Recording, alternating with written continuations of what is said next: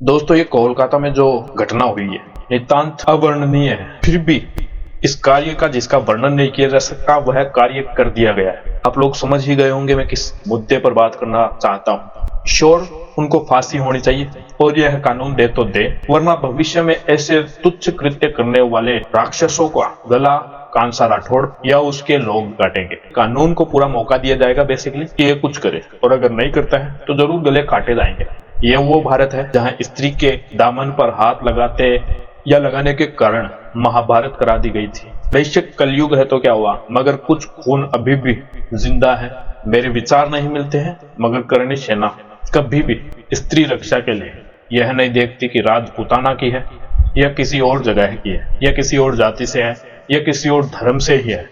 स्त्री रक्षा के लिए वो हमेशा आगे आएगी। आप लोग इस मुद्दे को पर्सनली हैंडल करें एंड जो भी बन पड़े करिए। केवल राजपूतों को इकट्ठा मत कीजिए, पूरे हिंदुओं को, मतलब जितने को भी आप इकट्ठा कर सके करें। तो सरकार को दबा दे, चाहे किसी की भी हो। बेशक दबाव किसी भी पार्टी पर बनाया जा सकता है अगर जनता चाहे तो। अगर जनता नहीं चाह रही है तो तैयार रहे अपनी बहन बेटी के ऊपर अत्याचार होने को। मैं आप लोगों से यह कहना चाहता हूँ। और दोस्तों, फिलहाल शक्ति सेना एक संगठन का मैंने गठबंधन किया है।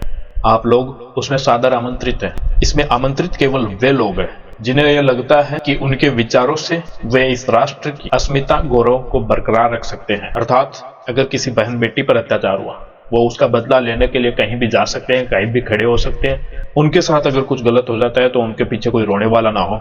यह बात मैं आपको विशेष रूप से बताना चाहूंगा, क्योंकि इसका मतलब यह नहीं है कि सारे जो अनाथ लोग हैं वो ही आ गए हैं। मैं यह कहना चाहता हूं कि आप मरे तो परिवार पीछे रोए नहीं, वो गर्व करे और कहे कि मेरा दूसरा बेटा अभी लो, दूसरी बेटी अभी लो। परिवार लगा रहे देश के पीछे कि कैसे देश मेरे भाइयों 200 साल में विकसित हो या ना हो कोई बात नहीं, मगर देश की अस्मिता, देश की बहन बेटी जब तक खुद को आजाद नहीं कहेगी, देश के पशु खुद को आजाद नहीं कहेंगे, तब तक हम विकसित होने की कल्पना ही क्यों करें।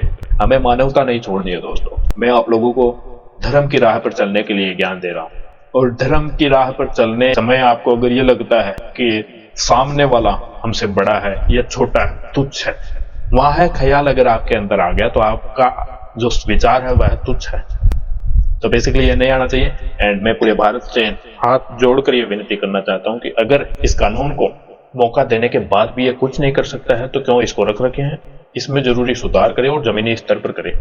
आइंदा अगर कोई भी न्यूज आती है कि वहां यह हो गया एंड इसके बाद यह हो गया, परिवार वालों से मिलने नहीं दिया, कोई भी ऐसा लफड़ा हुआ, तो इंस्टाग्राम पर all eyes on Kolkata, all eyes on doctors नहीं लिखा जाएगा, जस्टिस फॉर भी नहीं मांगा जाएगा, मोमबत्तियां नहीं जलाई जाएंगी, हाथ उठेंगे तो केवल तलवार लेके। अगर कानून यह नहीं चाहता है तो मैं कानून को चेतावनी देना चाहता हूं और यह सुझाव देना चाहता हूं कि अपने ओर से कार्य कर ले। कोई कितना ही बड़ा नेता हो, चिपक जाएगा अपना पुत्र बचाने के लिए, अपना रिश्तेदार बचाने के लिए। सर्वनाश कभी भी हितकारी नहीं होता। वाहेगुरु जी दा खालसा, वाहेगुरु जी दी फतेह। बोले सोनिहाल, सत श्री अकाल, जय श्री राम।